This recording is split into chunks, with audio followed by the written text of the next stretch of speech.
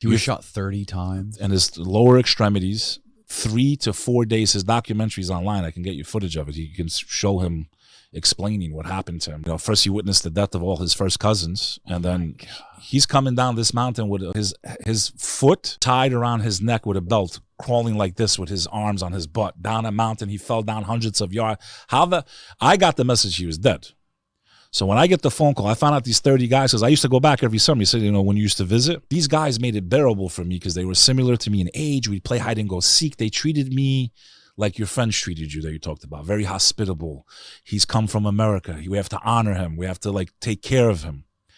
What's crazy is that I used to feel really sad, bro, because being so privileged at that time, the Albanians were not using the currency of Yugoslavia. Because of the crackdown and the brutal oppression, we created parallel systems trying to supersede the oppression that was going on. So we had our own school systems within private homes.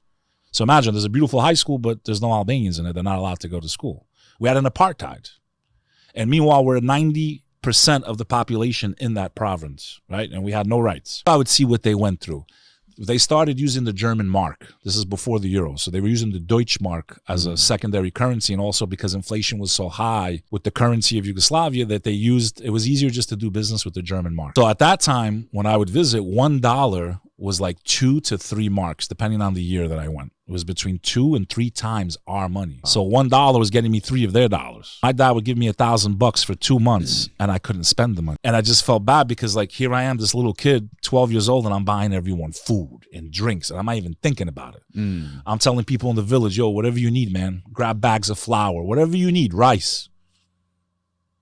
I'd still go home with money at the end of the 2 months, man. And I'm like sitting here feeling bad that I'm buying 40-year-olds and 50-year-olds food. So when you say to me, how did that impact your life? I was like, God gave me this chance to be born in this beautiful country, to have a chance to do anything I want, learn anything I want. And I'm going to point fingers and blame people when I see my family, I see my friends, I see my people. They have no chance. They have no freedom. They have no rights.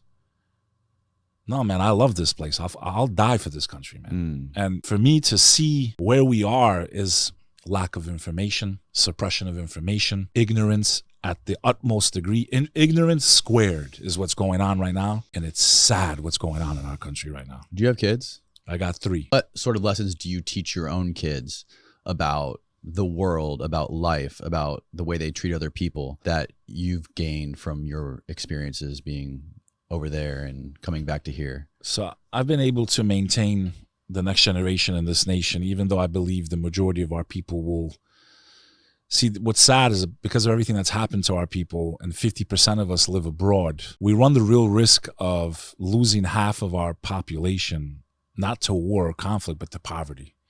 So when we all live abroad, in 2 generations, brother, we're not going to know how to speak Albanian anymore. Most Albanians in 100 years from now won't even know where Albania is, right? Because they become right where they are. I'm still first generation, so I'm in between the 2 worlds. My children, they will be, because their mother's actually from there. She's from Kosovo. She survived the war thanks to America. Every day she says, if it wasn't for America, I'd be dead.